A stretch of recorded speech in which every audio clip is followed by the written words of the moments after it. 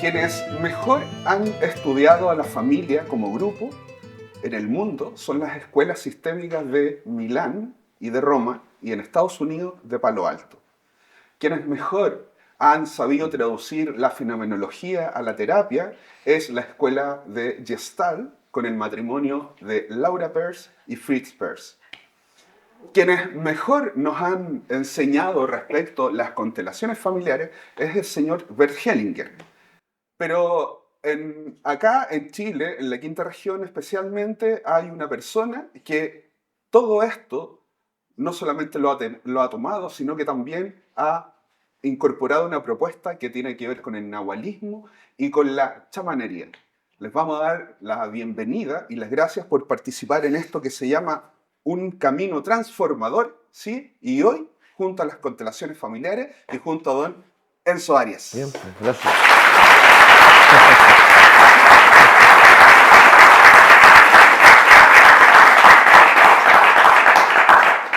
Qué belleza. Sí, te quiere la pues. gente. Sí, bien. Sí, contento de estar acá. Enzo, gracias por la invitación también. Comencemos. Sí, pues, A vamos. lo que vinimos. ¿Sí? Vamos. Estimado, tal como te presentaba, las constelaciones familiares es una técnica terapéutica, ¿sí?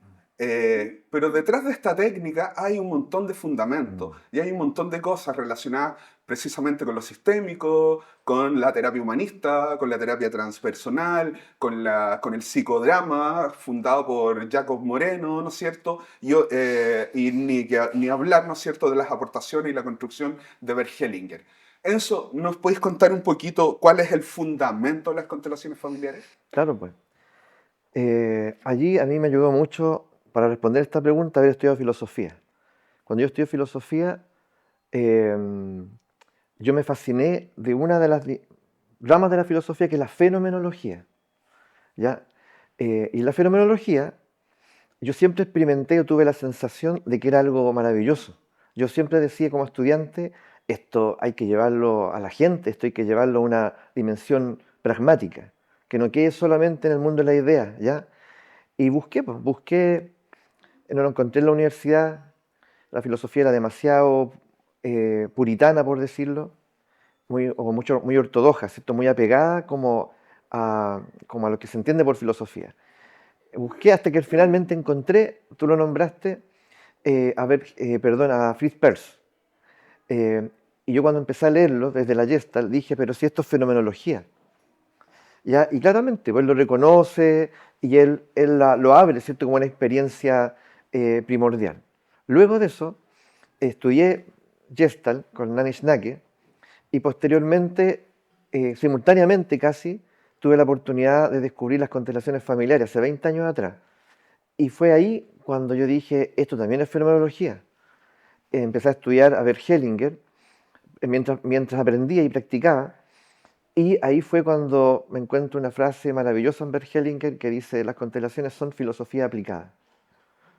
¿Ya? Y ahí, claro, se generó este convencimiento profundo de que la filosofía también puede aportar a la transformación humana. ¿Ya? ¿Y qué parte de la filosofía es la que está presente acá? La fenomenología. Ahí hay autores importantísimos como Heidegger, Husserl, Merleau-Ponty, Gadamer. Heidegger parece que Bert Hellinger lo leyó, porque lo cita varias veces, ¿cierto? Y uno lee a la luz de Heidegger a Bert Hellinger y se da cuenta que él lo tiene muy presente, ¿cierto? Muy presente. Así que si alguien se pregunta qué son las constelaciones, yo lo primero que diría es una experiencia fenomenológica. Ahora, para entender lo que es fenomenología, aquí estaríamos Traduzcamos un poquito sí, qué significa eso. brevemente, porque ese sería un episodio especial en sí mismo. Todos nosotros los que estamos aquí, ustedes están haciendo en este momento una descripción de mí y yo de ustedes. Ustedes más de mí porque estoy expuesto aquí, ¿ya? Y se están haciendo una interpretación y descripción de todo lo que hay aquí, ¿ya? Y estamos dando muchas cosas por hecho. Entonces, cuando miramos la familia o la pareja, por ejemplo, nosotros claramente no tenemos la experiencia pura del otro. Esa experiencia que creemos que es pura, en realidad es una interpretación. ¿Ya? Entonces, ¿qué ocurre? La fenomenología se preguntaba, aunque esto suene como caricatura, ¿Qué hay allí si yo suspendo la descripción, suspendo la interpretación? ¿Hay algo ahí? Y sí, pues, el fenómeno, aquello que tiene la capacidad de mostrarse por sí mismo. De hecho, la palabra fenómeno viene del griego phainommenon, que significa eso, aquello que se puede mostrar por sí solo. Entonces, ¿qué ocurre? Que, ¿Por qué me enamoré de la fenomenología? Justamente por eso, porque yo entendí que yo no podía dar por hecho nada, ni siquiera a mí mismo. Entonces, yo mismo soy una descripción, yo mismo. Por lo tanto, si soy una descripción, y ustedes también, eh, yo puedo abrirme, ¿cierto?, a otras posibles lecturas del mundo, a otros relatos. ¿Ya? Por lo tanto, yo no sé nada de mi madre, yo no sé nada de mi padre, lo que creía yo saber de mi niñez, tampoco sé nada, no sé nada de mí, no sé nada de ti, y llegamos a punto cero. Es decir, lo que queda en adelante es solamente una voluntad creadora, ¿se entiende? Enzo, de alguna manera entonces lo que estás diciendo es que eh, dentro de mí habitan contenidos, Sí, en este caso relacionados a la familia, el padre, la madre, ¿no es cierto?, a la familia. Y esos contenidos se expresan en el mundo y en el fondo se expresan a través de los fenómenos. Y esos son los que aparecen en el espacio de la constelación. El contenido, la forma en que yo me estoy viviendo a mi familia en este caso. claro. Pero al mismo tiempo, la constelación te permite liberarte del contenido y de pronto Ya. queda la forma. Es decir, lo que quiero decir es que el contenido es lo que nos complica a nosotros la existencia. ¿No la forma? No las, por ejemplo, es como decir, mi padre es un alcohólico. Entonces, y una de las premisas de la constelación es eh, que no solo hay una confusión primordial. Padre y madre son el nombre que uno le da a un linaje. Es decir, mi padre es la puerta al linaje igual que mi madre. Son una puerta, ¿me entiendes? El nombre que tiene el linaje hoy. Mi padre Humberto, mi madre Claudia. Pero ¿qué le ocurre a uno? Uno confunde el padre y la madre con el contenido, es decir, con la vivencia que yo tengo de ese individuo o de esa mujer. Entonces yo me quedo atrapado ahí. Entonces que mi padre aquí, mi madre aquí, ¿me entiendes? Lo que por una parte es legítimo, pero por lo tanto nosotros, ¿qué nos pasa? Que la pregunta es, ¿y qué pasa si yo finalmente puedo desprender, sacar eh, y mirar sin el contenido? ¿Qué hay ahí? ¿Ya?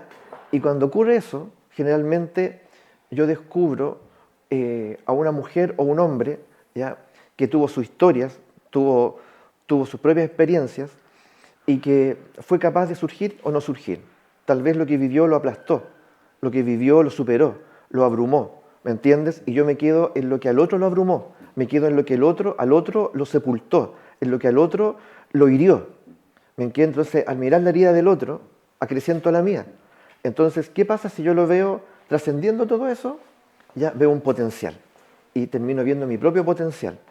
Entonces, lo que a mí me enamoró de esto es que yo quiero ver mi potencial, po.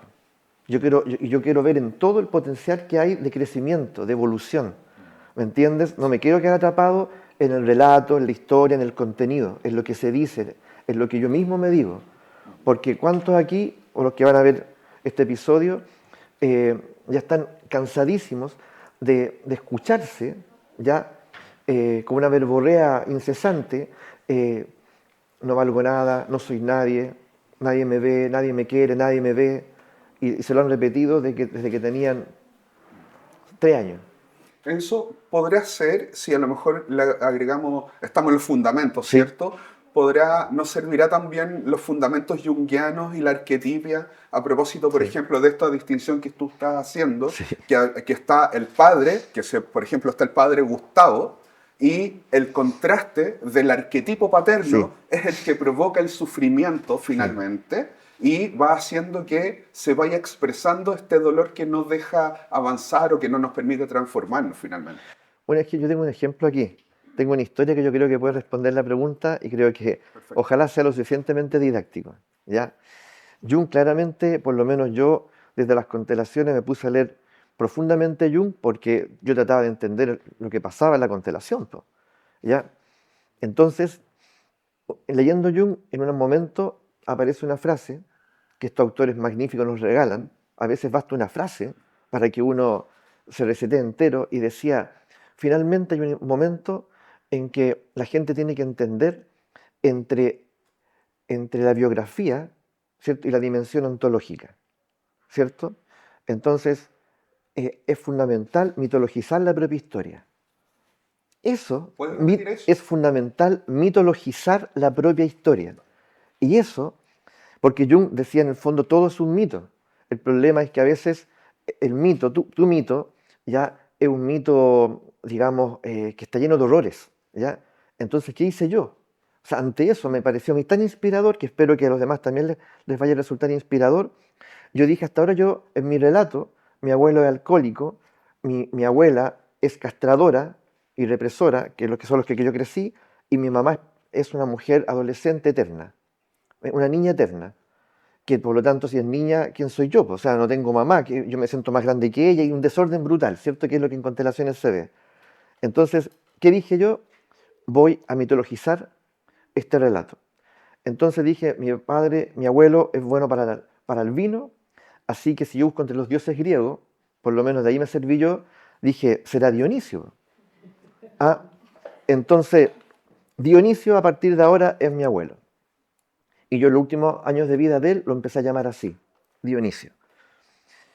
Pero Dionisio no es solamente un ebrio. Dionisio es el dios de la naturaleza, de la exuberancia, de la voluntad de vivir. Si tú buscas la voluntad de vivir entre los dioses griegos, es Dionisio, ¿ya?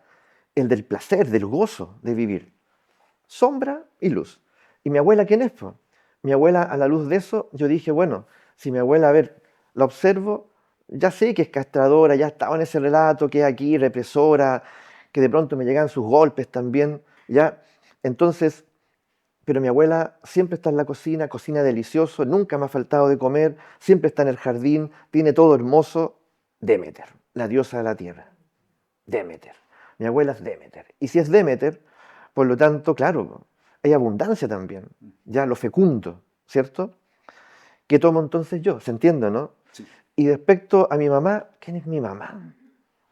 Es como una niña mi mamá, que sigue siendo niña, si eso no ha cambiado. Entonces yo dije, bueno, Perséfone, la hija de Demeter, que es como la diosa primaveral, que camina y sale el pastito, están los pajaritos alrededor de ella, ah, muy encantadora, ya. Entonces finalmente mitologicé mi historia, que esto es más largo, evidentemente, es mucho más largo, y yo dije, si mi abuelo es Dionisio, mi abuela es Demeter, y mi mamá es Perséfone, dioses, entonces ¿quién soy yo? Po? Y dije, por lo menos soy un héroe. Y el héroe es muy distinto al mártir y al santo. Les recomiendo ser héroe de su propia historia. Entonces, el tema fundamental aquí, que a mí, que yo quiero que quede enfatizado, es que junto a las constelaciones, poco a poco uno se empieza a sensibilizar con que gran parte de lo que hay en uno es un cuento, ¿cierto? Es un cuento. Y a veces es la peor versión, ¿me entiendes? Es como si uno comenzara a relatarse a partir de los sucesos más horrorosos. Entonces yo me estoy contando una película de terror y soy parte de esa película de terror.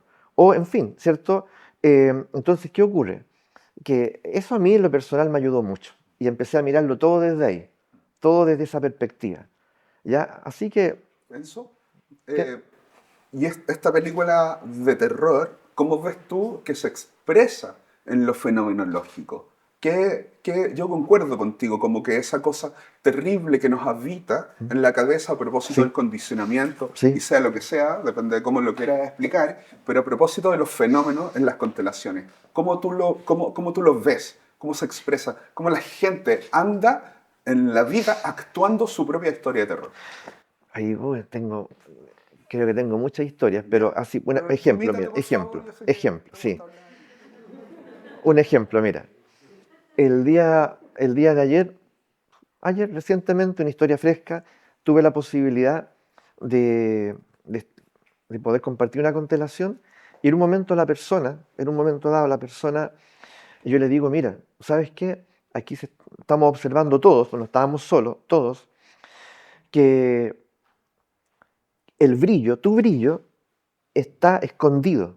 Está aquí, entre los personajes, pero está escondido. ¿Tú viste brillar a tus padres? No. ¿Tú viste la expresión del placer entre tus padres? No. Y ella me dice, mis papás eran como muertos vivos.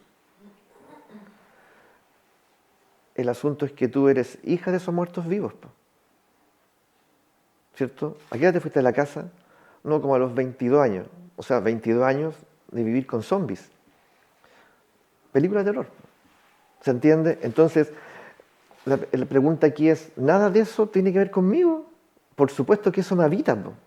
Me habita. Y no permite que el brillo o el placer o la dicha, ¿cierto?, me vean a mí como alguien disponible. ¿Ya?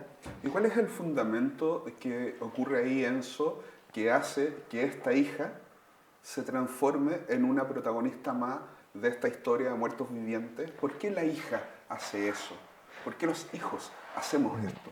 Son varios los elementos aquí, porque hay que recordar que las constelaciones están sujetas a 5 principios. Algunos dicen 3, pero yo añado 2 en forma explícita. La pertenencia, no excluir, jerarquía, equilibrio y la honra a los muertos. ¿Ya? Pertenencia, no excluir, jerarquía, equilibrio y la honra a los muertos. Esos principios están muy, muy presentes en toda constelación. Y uno se acostumbra a observarlos cuando ya lleva tiempo, ¿cierto? O cuando asisten las personas con frecuencia. Siempre uno va a darse cuenta que uno de estos principios, varios, están alterados. ¿Ya? Respondiendo a la pregunta, ¿qué hace que ella quede implicada en todo esto? Comprometida con todo esto. Por ejemplo, yo he entendido en las constelaciones que la mayor o la mejor herencia y bendición que los padres pueden dar a sus hijos es que yo como padre logre realizar un sueño. Por ejemplo, primero que yo tengo un sueño del cual hablo y que verbalizo, ¿me entiendes? Por lo tanto, el soñar es algo que está permitido en esta familia y yo me la he jugado por realizar este sueño y de pronto lo logré. Entonces yo soy un soñador realizador. O tal vez no, pero lo intenté. Pero no hacernos sentir que aquí los sueños son vanos. ¿Se entiende? Ya, que eso es más común de lo que uno cree. 2, que el brillar, que el placer, que el gozo estén presentes como ingredientes permanentes de la familia, la fiesta. ¿Por qué explicitar esto? Porque por lo general, ¿qué descubre uno? Que todos los otros elementos contrarios están muy presentes.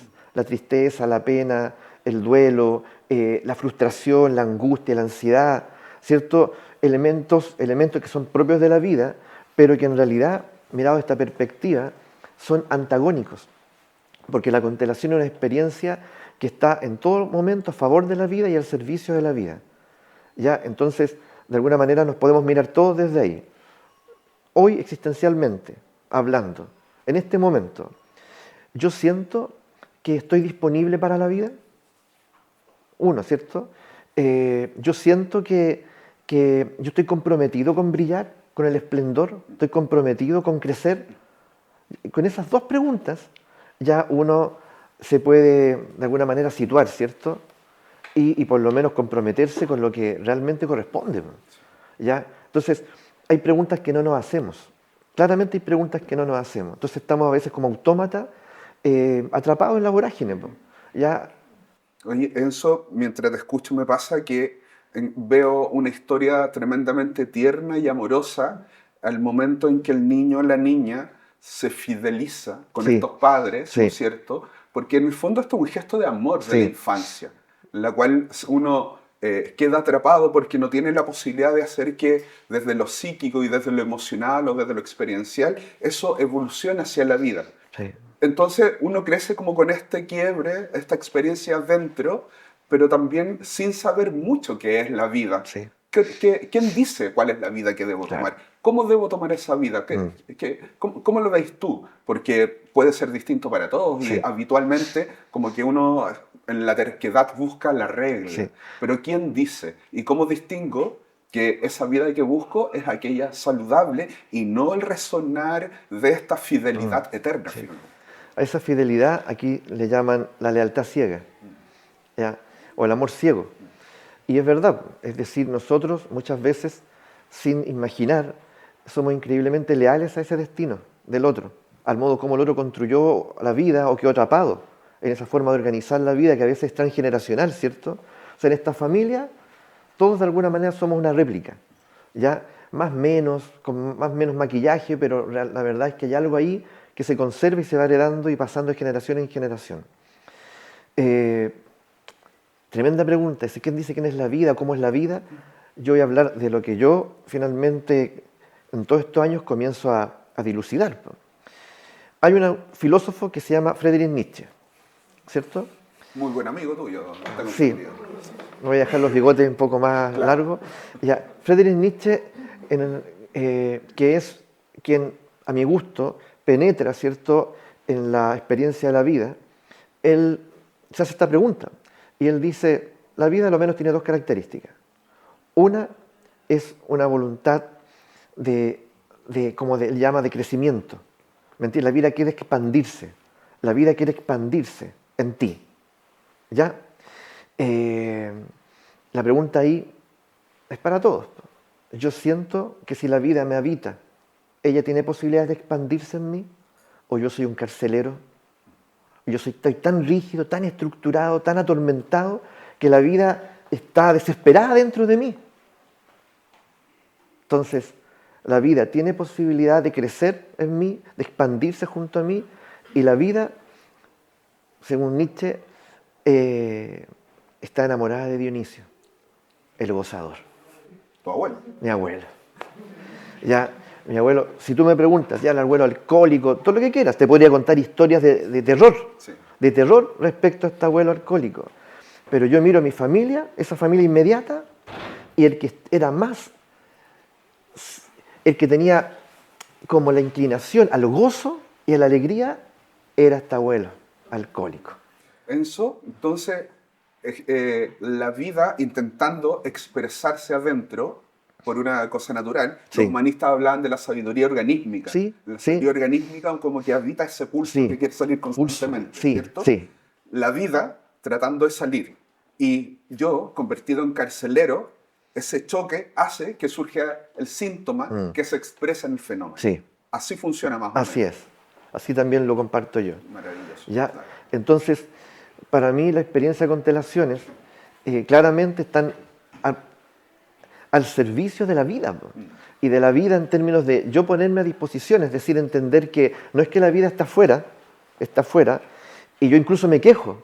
Digo, oye, por favor, ¿qué pasa conmigo? Acuérdate de mí. Sí. Nadie me ve, estoy sufriendo. Oye, Y mira a la gente mala que le va súper bien. A otros les va bien, a mí me va mal. Ya, ¿qué pasa? Yo soy buena persona, soy gentil, ya, trato de hacer las cosas bien, pero no me va bien, pues, me pasan este tipo de cosas.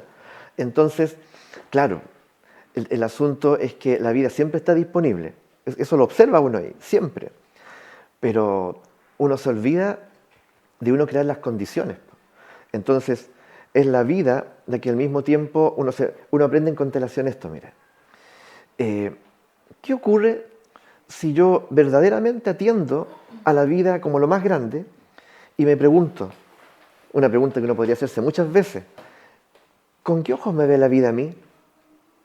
Ya, porque yo estoy diciendo a la vida a veces atrocidades, es sudor, es brutal, es miserable, la vida no vale nada. Ya, ¿por qué, Señor? ¿Por qué estoy aquí en este estado tan sufriente? El asunto es que, pongámonos en otra posición, la vida es quien me observa, ¿ya? Y yo doy este ejemplo, mira, a veces en algunos talleres digo, imagina que todos nosotros somos un parque de diversión, todos somos un parque de diversión, y la vida, ¿cierto?, va a experimentar. Voy a ir al parque de diversión Cristian Valdivieso, voy a ir al parque de diversión, ¿cierto?, Marcos Salvo, voy a ir al parque de diversión Mónica Herrera, voy al parque de diversión Enzo Arias.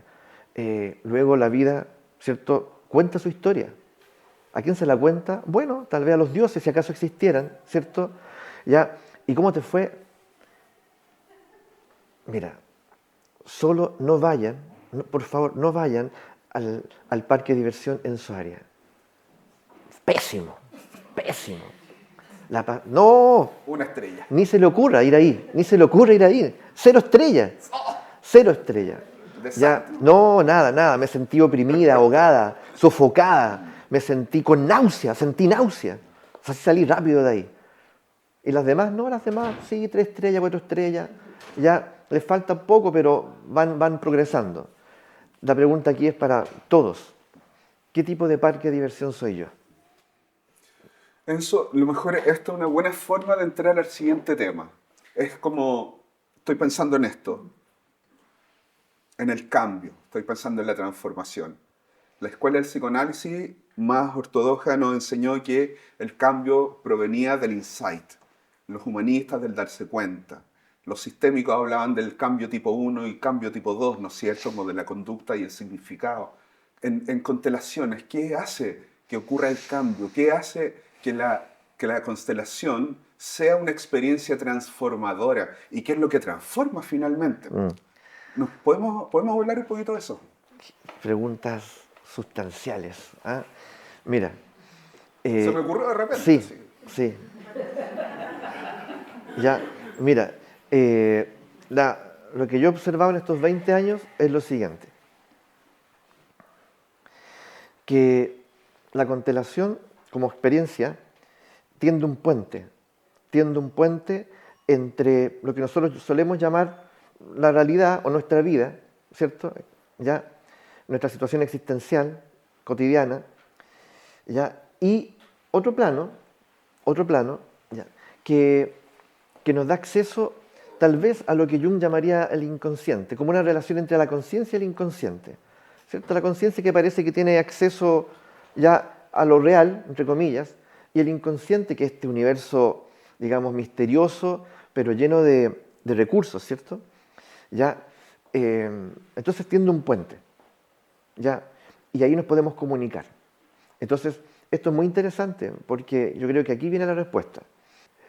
Yo diría que nuestra bendición es que nosotros podemos comunicarnos con ambos mundos, ¿ya? Con ambos ¿Cuáles mundos. son esos dos mundos? Llamémoslo la conciencia y el inconsciente. El mundo de la conciencia, aunque suene de nuevo como caricatura, tú tienes acceso a través de la razón y el lenguaje. Por lo tanto, nosotros la mayor parte del tiempo estamos entrenados ahí, ¿ya? El otro mundo, el del inconsciente, ya en realidad no responde a este lenguaje, a lo que estamos haciendo ahora, sino que básicamente a la imagen, a la imagen y al modelo que se le ofrece. Ya voy a explicitar esto. Dale. Entonces la constelación trabaja con representantes, por ejemplo. Y cuando la persona al inicio inicia, cuando al inicio, llamémoslo así, la persona consultante los configura, ¿ya? Le está dando la forma que hasta ese momento es la vigente, ¿cierto? ¿Ya? Es como un mapa, ¿ya? Este es el mapa actual. Y de alguna manera el inconsciente acoge ese mapa y dice, sí, es el mapa desde el cual la persona se desenvuelve. Y cuando termina la constelación, el mapa es otro, porque se han generado muchos movimientos, ¿cierto?, que han reconfigurado todo esto. ¿Ya? ¿Qué es lo sanador? Es el mapa nuevo. Yo voy a explicitarlo un poquito más. Dale. Todos nosotros somos portadores, esto yo voy a lanzar nomás porque es una lectura que tengo yo muy personal. Ojalá Yo sea, te la voy a cuestionar, no te ya, preocupes. Dale, no. sea didáctica. Dale. Todos nosotros somos portadores de un mapa. Listo. Y el alma es lectora de mapas. Y el alma no puede interferir en nuestro libre albedrío. Por lo tanto, el alma, aunque vea el desastre del mapa, no puede interferir, no puede decir, ¿sabes qué? Yo voy a hacer esto por Cristian, yo voy a hacer esto por Enzo, yo voy a hacer esto por Rodrigo. Ya lo voy a beneficiar, no puede beneficiarnos. Entonces, el alma, finalmente, ¿qué ocurre? Que va a reflejar en lo que llamamos la realidad, ¿cierto? Lo que está estrictamente en el mapa.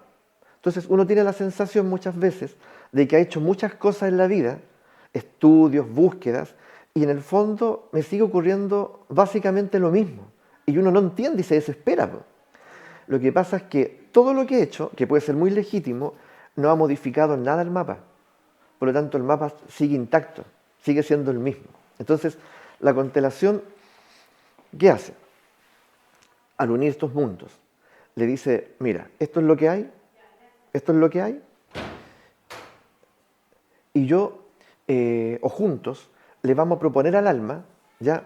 Le vamos a proponer al alma una configuración distinta, un mapa distinto, que al mismo tiempo un relato distinto, ¿ya?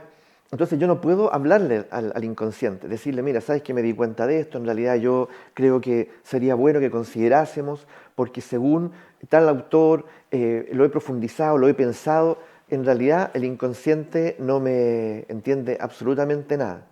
Ve musaraña en mí, gestualidades así, ¿ya? Y no entiende lo que quiero decirle. Entonces yo tengo necesariamente que reconfigurar el mapa, ¿se entiende? Lo- ya lo cambio de lugar, cambio las piezas, ¿cierto? Sacaré algunas, integraré otras, ¿ya? Donde había sufrimiento y donde había desvalorización, incorporaré el amor propio, en fin, ¿ya? Lo que ocurre en constelación, po, ¿cierto? Ya donde había un síntoma pongo el bienestar. Entonces, de pronto el alma dice, ¿terminaron? Sí. ¿Hay algo nuevo? Sí. Este nuevo proyecto de vida, esta es la nueva configuración. Por favor, acógela. Y ella no va a decir, no, no, sabes que no va a opinar nada al respecto. Va a tomar el nuevo mapa, ¿cierto? ¿Ya? Y va a hacer que finalmente ya en tu vida se gesten los movimientos, las transformaciones que tú siempre has anhelado. El problema que me he dado cuenta yo es que la mayor parte de nosotros ignora que uno es portador de un mapa. ¿Ya? Ignora que un portador del mapa ignora que otro lenguaje. Entonces la constelación te ofrece ese elemento, te dice, mira, hay mucho más nosotros, hay fuerzas que nos pueden ayudar, fuerzas ancestrales o incluso si quieres espirituales, pero ellas pueden entrar o pueden participar del proceso creador solo si tú le hablas en su lenguaje. Por eso es que si tú observas en todas las culturas que llamamos antiguas, el rito siempre ha sido tan importante, porque el rito es el lenguaje del inconsciente. ¿Me entiendes? Ese plano simbólico. Entonces yo aprendo en la constelación a despertar en mí, lo que diría Jung, ese ser simbólico.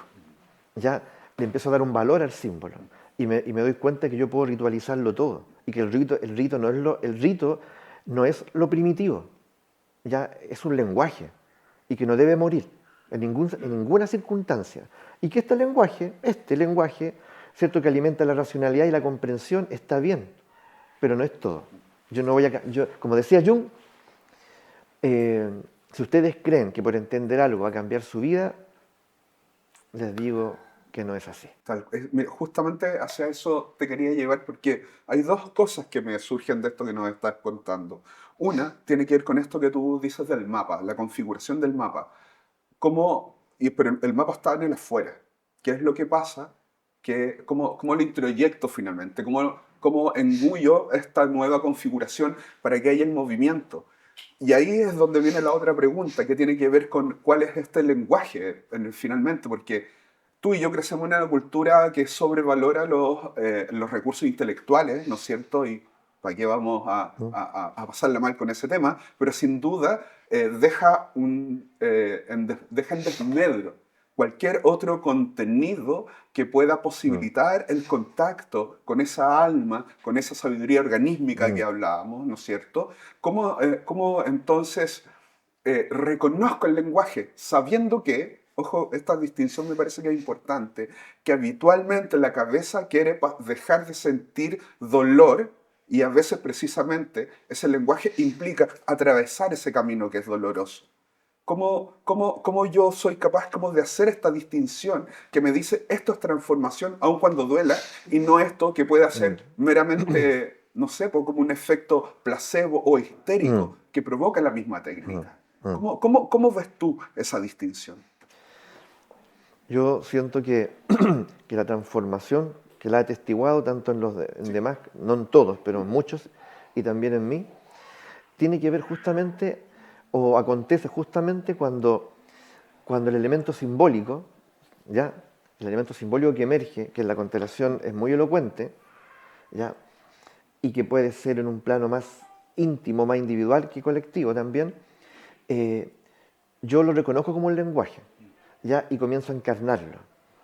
Mira, tú nombraste la palabra encarnar. Un ejemplo. Sí. Ojalá que este ejemplo también sea didáctico. Mira, en una oportunidad trabajando en un contexto, de hecho era Gestalt como fenomenología, ya más individual, con la clásica silla vacía, ya ocurría que eh, la persona ya en cuestión decía, yo me siento sobrepasada por la gente, la gente toda me pide ayuda, me busca, pero a esta altura me he dado cuenta de que me buscan ya cuando tienen problemas, no me buscan cuando están bien, cuando hay fiesta no me invitan, ya, y por lo tanto, y lo loco decía es que cuando me buscan, yo dándome cuenta de esto, yo rápidamente me pongo a disposición, ¿ya?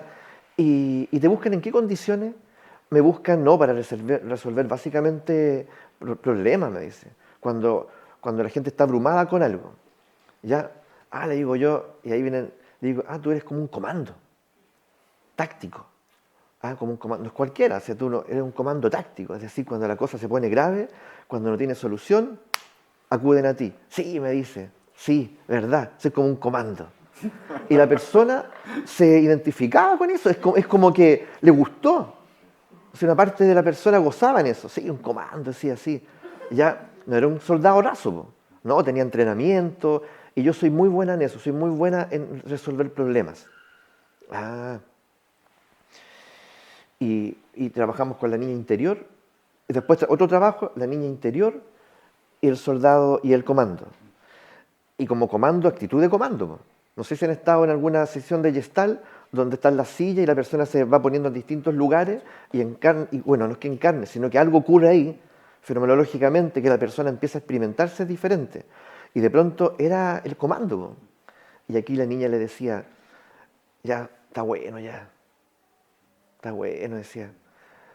Yo quiero que tú no me ves, porque le decía, tú respondes a eso porque es la única manera en que tú aprendiste a que te vean. Tú confundes eso, tú crees que así la gente te ve, resolviéndole problemas, haciéndote cargo. Si no te ven, te usan. Hoy la niña sabia, y empieza a decir innumerables cosas y se empieza a liberar esto.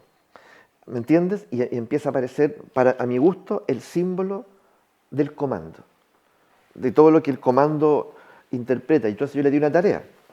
Le dije, esto no se puede quedar aquí, yo quiero que tú te compres una chaqueta de comando. Ve a la ropa usada, tienes que encontrar, y si encuentras pantalones también, le digo yo, y bototo y todo, no, si tengo bototo, ya, y por favor, ven así, y muchos como que aceptan, entiendo, ¿no? Sí. Aceptan encarnar el símbolo, y pueden ser diferentes cosas, ¿no? Y llega la sesión que viene, chaqueta comando, pantalón de comando y los bototos, los pantalones adentro. Le dije, oye, te falta el casco, nomás, digo yo. Me dice, sí, y nos reíamos, todo lo demás, claro. Y ahí hicimos la sesión con el comando, porque el comando decía, es que yo tengo temor de dejarla, porque yo finalmente soy quien le da presencia en el mundo. Si yo también la cuido. Yo le proporciono un sentido de valor, validación. ¿Qué va a hacer ella sin mí? ¿Ella tiene algún valor?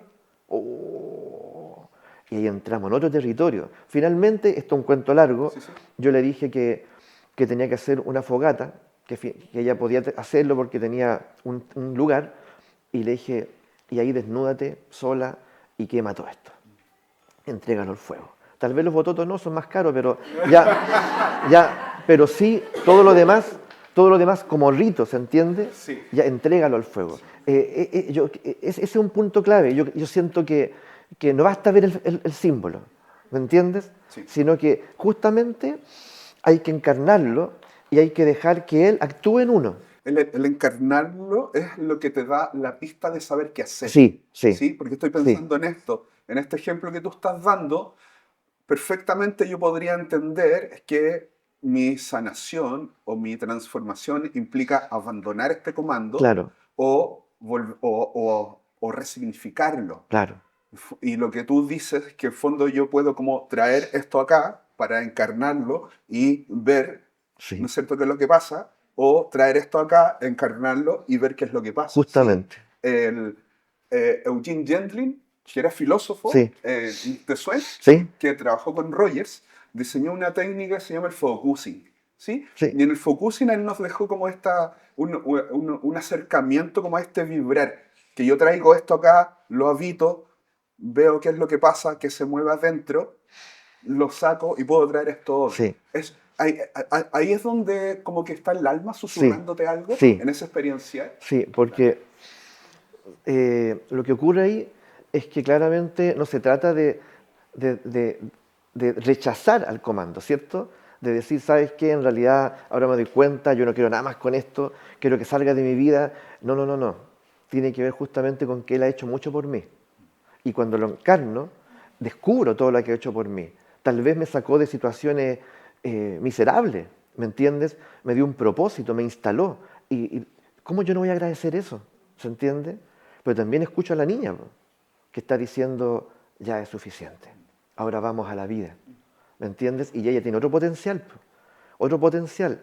Entonces finalmente uno se da cuenta de que uno tiene la posibilidad, desde la constelación o la fenomenología en general, como Gestalt, uno tiene la posibilidad de descubrir que uno dentro hay una dimensión multidimensional, hay un espacio multidimensional, que aquí se le llama el campo fenomenológico. El campo fenomenológico. Volvemos de nuevo a los fenómenos. Claro, Muy bien. que es donde, oye, que es donde puede ocurrir, se puede asomar todo lo que es necesario que se asome, donde no hay juicio, ¿me entiendes? Entonces ahí otro ejemplo, creo que viene al caso. En una oportunidad, en una oportunidad, un hombre llega a constelar, decía, la fuerza vital. Dice, o la fuerza en general. Dice, yo siento que no tengo fuerza, mi esposa me dice que no tengo fuerza, que no logro sostener las cosas, que ella ya también está agotada porque siente que ella en el fondo está cargando con más de lo que le corresponde. Y yo claramente me doy cuenta, pues me siento débil. ¿Ya? Entonces, y no quiero ser la carga de nadie, menos más adelante de mis hijos. Se constela, vamos a hacerla breve, y ocurre que ponemos al papá y a la mamá, dentro de las posibilidades que la constelación como representación otorga. Papá, mamá, fuentes de vida, uno dice, bueno, o yo digo, aquí hay que tomar la fuerza. Viene y ocurre que tanto el papá como la mamá parece que no tienen suficiente fuerza. Y por lo tanto, él no tiene esa fuerza disponible ya para poder tener esta conversión, ¿cierto? Entonces uno se pregunta, ¿dónde está la fuerza aquí? ¿Dónde está? Tiene que estar en algún lugar. Y en el relato aparece un abuelo maltratador, por el lado del papá, un abuelo maltratador, ya, un abuelo en muchos casos abusivo, ¿cierto? Ya, que hizo daño. Y, y cuando lo posicionamos, cuando lo incorporamos a la constelación, la fuerza que estaba por ahí, inmediatamente simpatiza, simpatiza con este abuelo que estaba como ya escondido. Y dice, él me cae bien. Ellos no, que era el papá y la mamá. Ellos no, él me cae bien. Y ocurre que el abuelo, el maltratador, el abusivo, termina siendo el portador de la fuerza. ¿Y qué ocurrió? Que el hijo, que el papá de este hombre, no toma la fuerza del padre porque lo rechaza. No toma la fuerza del padre porque dice, yo no quiero ser así, yo no quiero ser maltratador, yo no quiero ser abusador, yo no quiero hacer daño. Y se transforma en lo que en constelaciones decimos, en un niño bueno. Y el niño bueno no tiene fuerza. Ya, entonces no tiene nada que transmitirle al hijo. Por lo tanto, el hijo no recibe esa fuerza elemental. Estamos hablando de una fuerza elemental, ¿cierto? Y la única posibilidad era que él la pudiese tomar. Tampoco se puede saltar al papá, po. Decir, ¿sabe, abuelo? Usted es la clave, venga para acá. No, es a través del papá. Y el papá se rehusaba. Decía, no, porque yo no quiero ser como él. No, porque yo no quiero ser como él. Nosotros hicimos un acuerdo familiar. Nadie va a ser como él. Y él, ya, maltratador, abusador, perfecto. Pero dejaste fuera todo. Dejaste fuera algo muy importante. ¿Y qué ocurrió? ¿Qué ocurrió? Que de pronto este abuelo que estaba ahí, marginado, dice, hijo, le dice, tú puedes tomar mi fuerza. Ya, no tomes mi historia. no tomes el modo como yo hice mi vida. La fuerza está intacta, tómala. No corres peligro, no corres peligro. Ya, si tú creíste que te iba a transformar en mí, eso no va a ocurrir. Ya, toma lo que por derecho es tuyo para que tu hijo hoy pueda tomar lo que le corresponde. Ahí se me atraviesa una idea budista que tiene que ver con el no juicio, con que yo puedo mirar a este abuelo, Mm, ¿no es cierto? Y quitarle los juicios para poder distinguir, ¿no es cierto?, sus aspectos, sí, para saber qué tomar y qué no tomar, eso, e incluso hacer consciente que los tengo sí, sí, y que pues, no los rechazo, ¿no es cierto? justamente. Porque ahí aparece como un conflicto significativo. Claro, y la historia brevemente, y la historia de este hombre que llega a constelar es no solamente porque descubre que no tiene fuerza, es porque descubre que no tiene fuerza porque los trabajos abusan de él, lo explotan, ¿me entiendes? Hay un montón de indicios a los cuales él no es capaz de reaccionar, ¿ya? Y se siente absolutamente ahí, sometido, vulnerable. Oye, Enzo, esto es algo que a mí me llama mucho la atención de cómo ocurre este fenómeno, del que te quiero preguntar ahora. ¿Qué le pasa a la persona que está el consultante, ¿no es cierto? ¿Qué le pasa experiencialmente cuando en ese movimiento observa que la vida, por ejemplo, en este caso, está simpatizando con él o con ella? ¿Qué es cuál es el fenómeno que ocurre experiencialmente ahí? Deja entender, Dale. cuando el consultante descubre que la vida simpatiza Justamente, con él. claro. Ya. Sí, porque en Sí, el fondo estamos hablando de sí, que hay algo que falta, ¿no es sí, cierto? Mi cuerpo tiene ese sí, registro, sí, tiene registro de la ausencia sí, y tiene una sospecha porque sí, el alma está llamándote, o como sí, decía hace un rato, la vida pulsando sí, fuerte. ¿Cómo ocurre esa conversación que no sí, tiene que ver con el sí. lenguaje Uno que descubre hablamos? muchas cosas, Cristian, porque aquí no nos da el tiempo, Sí, evidentemente, para entrar en tantos detalles, pero mira, hay un pulso de vida que Nietzsche le llamaba la voluntad de vivir. Otros autores le llamarán de otra manera, ¿cierto? Pero ese pulso de vida existe. Ya, ¿qué ocurre? Que en la constelación tú observas, porque la vida puede ser un personaje, la vida puede estar ahí, ¿ya? Y de pronto la vida comienza a darse vueltas y a veces la vida dice, yo le puedo decir, pero ¿por qué te mueves? ¿Qué te mueves tanto? ¿Qué buscas? Y ella puede decir, estoy buscando mi lugar, no encuentro mi lugar. Pero la vida puede también ser el amor, puede ser la salud, puede ser el dinero, se entiende como algo anhelado por nosotros. Y a veces buscan su lugar. Aquí nadie me ve. La vida dice, nadie me ve, hasta que se queda en un lugar. Entonces, yo soy el consultante.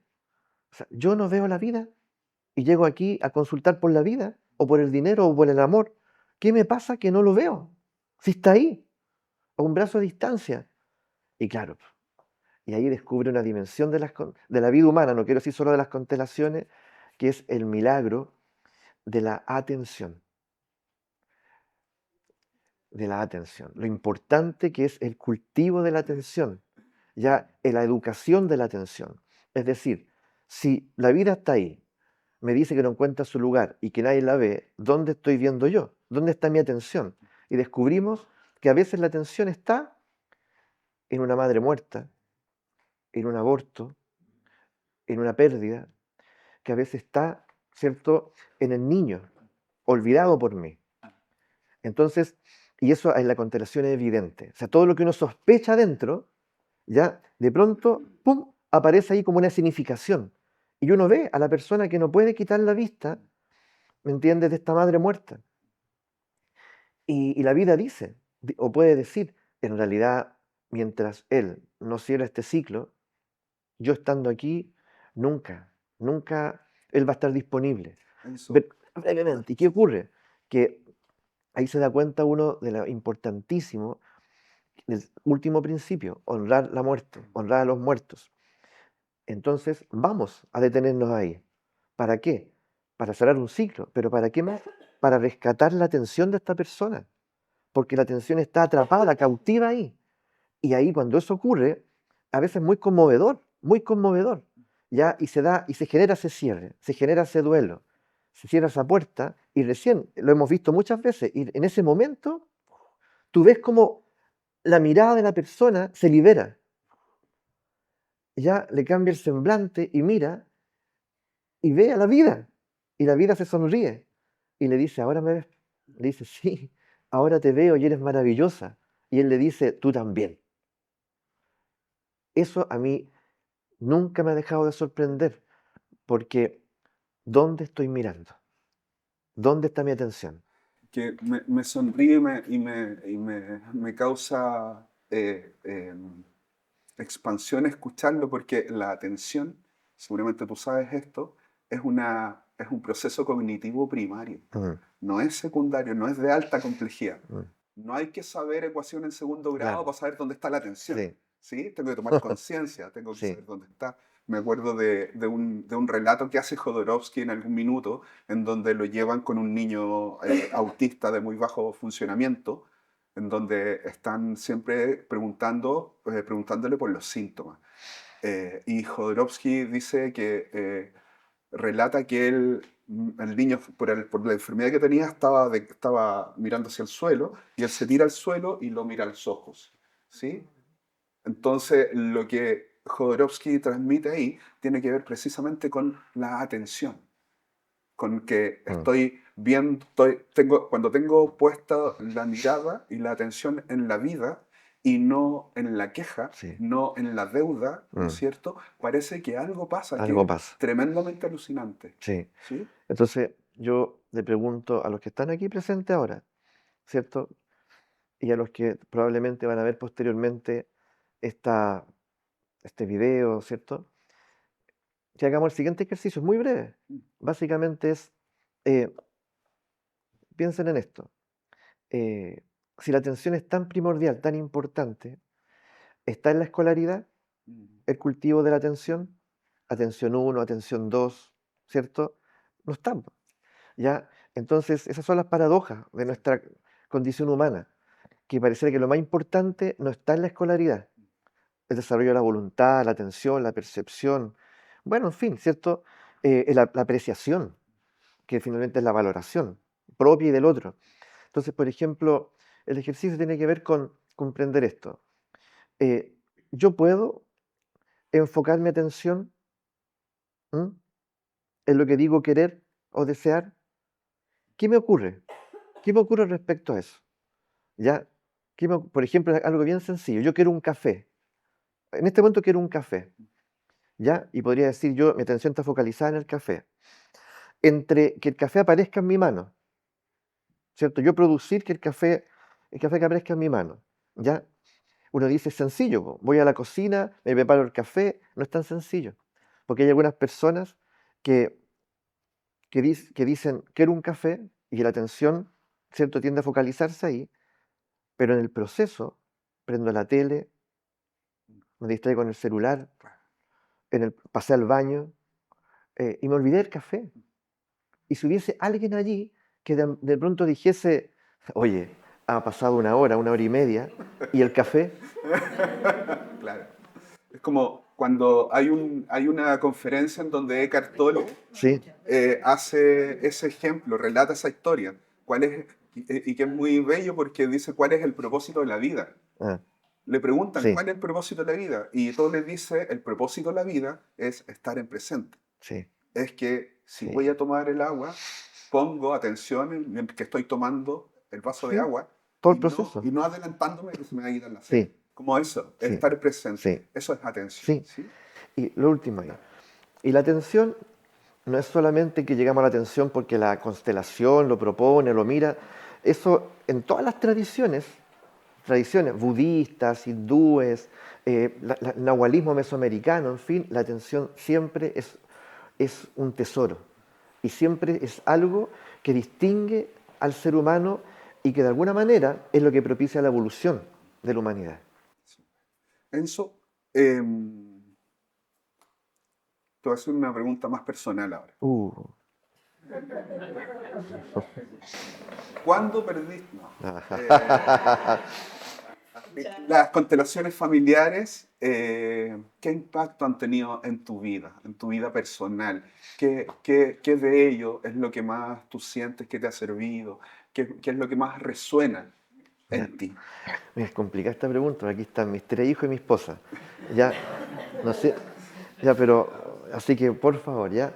Bueno, Eh, gracias por haber venido. Ah, ya. miren, eh, son 20 años. Entonces, yo ahí me atrevería a decir que mi amor a la vida creció. Mi aprecio, mi gratitud a la vida aumentó, pero notablemente. Y no solo eso, sino que también entender que uno viene a la vida a disfrutar, a gozar. Entonces yo me volví dionisiaco. Esa es mi herencia de mi abuelo. Dionisiaco significa no que pierdo el cierto, me voy a los extremos. No, no, no. Dionisiaco significa que en el fondo puedo comprender, ¿cierto? Que todo tiene un potencial placentero. Todo. ¿Ya? Y yo quiero, si yo fuera un colibrí, quiero beber de ese néctar, y de ese néctar, y de ese néctar, en lo intelectual, en lo emocional, en lo sexual, se entiende, ¿no? Quiero beber de ese néctar porque la vida está llena de flores, y flores exuberantes. Porque yo entonces voy a estar picoteando siempre la misma y no tiene nada? Y además estoy compitiendo con otros picaflores que estamos tratando de beber de una flor que ya no ofrece nada. Está marchita, no nos hemos dado cuenta. La flor murió hace tiempo.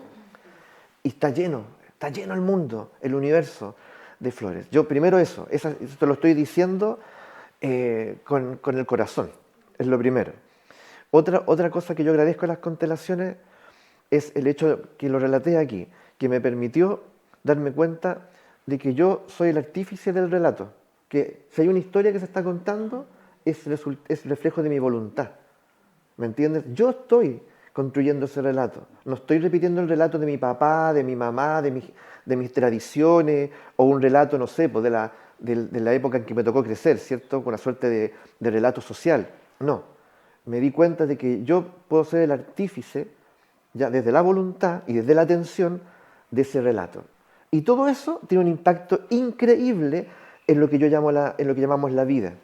Entonces, si tú me preguntas, oye, pero todo esto, ¿de verdad así que las cosas curan de otra manera? Absolutamente. Yo doy testimonio de eso. Absolutamente.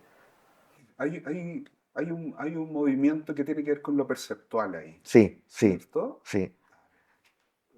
La apertura. La apertura de la La percepción. apertura, la amplitud de la Sí, experiencia, ¿sí? Porque habitualmente como que sí, tendemos, como tú dices, de una manera torpe a ir siempre a lo mismo, sí, sin mirar todo lo eso, sí. todo lo demás, siendo que parece, por ahí hay algunos autores que dicen que en el fondo la libertad tiene que ver con que yo tengo acceso a una multiplicidad de ¿Mm? experiencias en el Sí, interno que hace que yo pueda ir a un lugar u otro para poder manifestarme en el mundo, sí, ¿sí? sí, sí. Entonces, aquí en el relato es posible que todos no entiendan, todos no entendemos lo que estamos diciendo.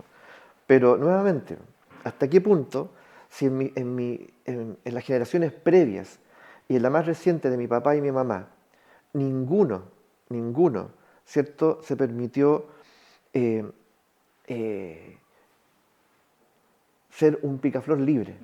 ¿Ah? Que dijo, oye, ¿sabes qué? Yo no voy a estar aquí ya tratando de obtener algo de algo que no me lo va a ofrecer, ya porque esto caducó. Ya yo me voy a salir un poquito de aquí porque estoy viendo que pareciera que hay otros campos floridos y me voy a retirar. ¿Por qué uno no hace eso? Porque potencialmente lo podríamos hacer todos y ahí aparece el primer principio de las constelaciones y el segundo, la pertenencia y la no exclusión. El sentido de pertenencia de uno es tan brutal que uno, para sentir que pertenece y aún es parte de la familia, sigue ahí, aunque eso no le ofrezca nada, porque eso pareciera que me hace parecerme a todos los demás. Por lo tanto, para salir de ahí, yo tengo que tener, de alguna manera, como un amor a la vida. En su área, ¿le tiene amor a la vida? Absolutamente. Maravilloso. Gozador y un amor a la vida brutal, brutal, brutal. No tengo ninguna intención de morirme, ya ojalá bien viejo, porque creo que uno goza distintas etapas y yo tengo mucho que ofrecer y sé que el mundo tiene mucho que ofrecer y yo quiero atestiguar lo que el mundo ofrece. Entonces, si ustedes me preguntan, eh, si acaso las constelaciones, el camino realizado, lo que me ha tocado vivir, en fin, ha sido de provecho y me ha beneficiado, yo digo que absolutamente, sí. Una maravilla. ¿Y quiénes hemos participado de tus constelaciones? y te conocemos, atestiguamos eso, Enzo. Muchas gracias por esta Muchas gracias. conversación, estimado. Muchas gracias.